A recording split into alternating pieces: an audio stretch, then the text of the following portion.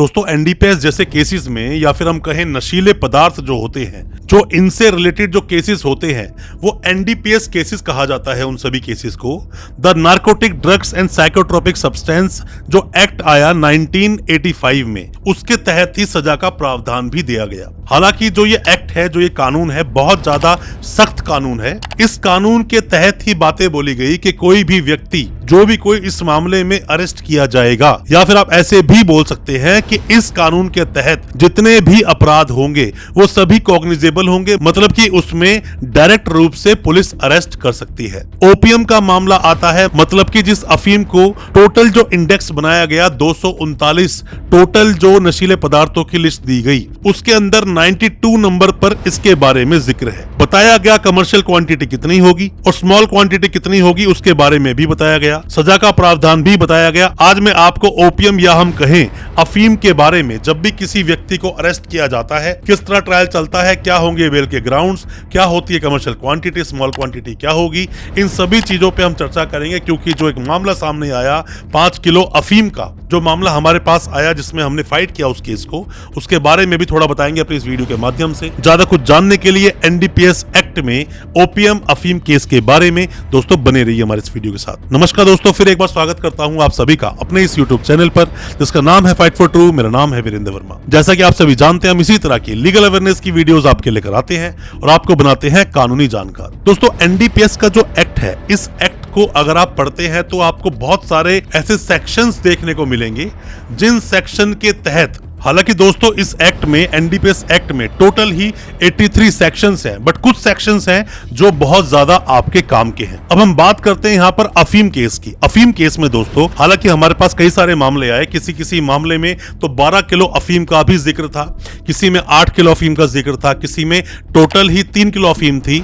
और किसी में 5 किलो अफीम थी। ये डिपेंड करता है कितनी क्वांटिटी में बरामदगी हुई। जैसा मैंने अभी आपको बताया था कि जब आप देखते हो पूरी लिस्ट जो एनडीपीएस एक्ट के तहत जो टोटल 239 नशीले पदार्थों की जो लिस्ट बनाई गई, उस पूरी लिस्ट में 92 नंबर पर अगर आप देखते हैं तो ओपीएम का जिक्र है। ओपीएम का जिक्र होता है जिसमें कि दोस्तों 25 ग्राम तो होती है स्मॉल क्वांटिटी और 2.5 किलो इसमें होती है कमर्शियल क्वांटिटी, मतलब कि 2 किलो 500 ग्राम तक अगर कोई भी क्वांटिटी किसी भी व्यक्ति से कॉन्ट्राबैंड ये मिलता है तो कमर्शियल क्वांटिटी में आएगा। अब आता है 25 ग्राम से लेकर 2.5 किलो के बीच में जो भी कोई क्वांटिटी मिलती है उसको हम बोलते हैं इंटरमीडिएट क्वांटिटी। अब आपने कई बार दोस्तों वीडियोस में भी देखा होगा, कई बार लोगों को अफीम का सेवन करते हुए आपने देखा होगा तो उनके पास स्मॉल क्वांटिटी से भी कम होती है, मतलब कि 10 ग्राम 20 ग्राम 15 ग्राम तो उनके पास होती है। और मैं आपको एक बात और बता दूं दोस्तों, जो इंसान इसका हैबिचुअल है, खुद सेवन करने के लिए रखता है, हालांकि वो भी इलीगल है, बट ऐसे मामलों में लोगों को बेल मिल जाती है। बट ज्यादातर जो लोग आते हैं वो आते हैं कमर्शियल क्वांटिटी को लेकर ही।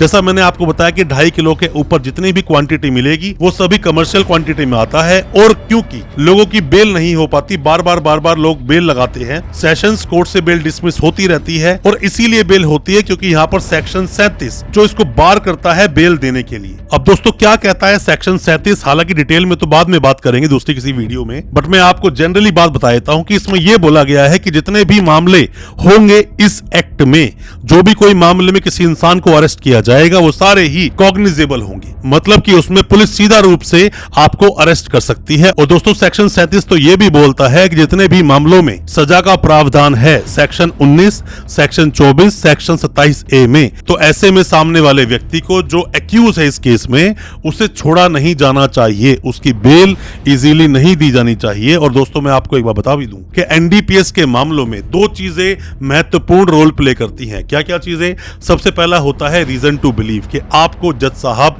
बेल क्यों दें, आपका उस केस से लेना देना क्या है। अगर आपका लेना देना है और आप लिंक हो जाते हो उस केस से तो आपकी आसानी से दोस्तों बेल होगी नहीं।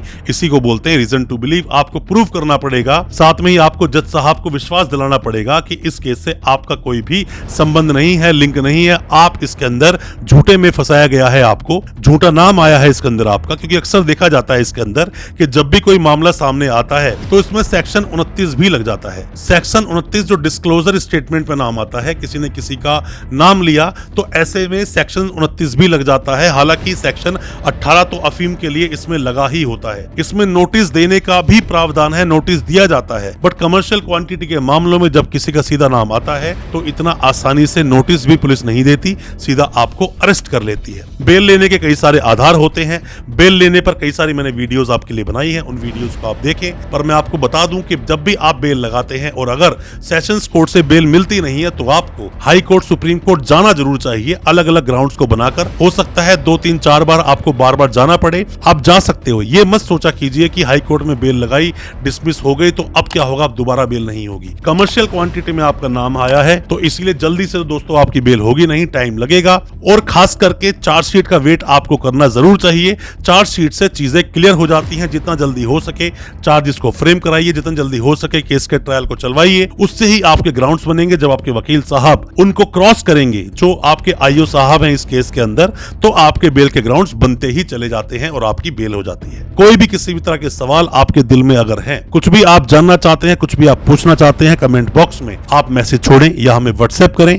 हो सकता है हमारे किसी सजेशन से आपकी बेल हो सके, आप बरी हो सके, आप उस केस से निकल सके जिस केस में आप फंस गए हैं। दोस्तों अच्छा लगा आज का वीडियो, हमारी वीडियो को ज्यादा से ज्यादा अपने दोस्तों, परिजन, परिवार तक शेयर करें ताकि वो भी अपने आप को कानूनी जानकार बना सके। और चैनल को सब्सक्राइब करना बिल्कुल ना भूलें, साथ में लगा बेल आइकन जरूर दबा दें ताकि इसी तरह की जो लीगल अवेयरनेस की वीडियोस आपके लेकर आते हैं वो आप तक पहुंच सके सबसे पहले। बहुत बहुत शुक्रिया, दोस्तों धन्यवाद हमारे इस वीडियो के साथ बने रहने के लिए।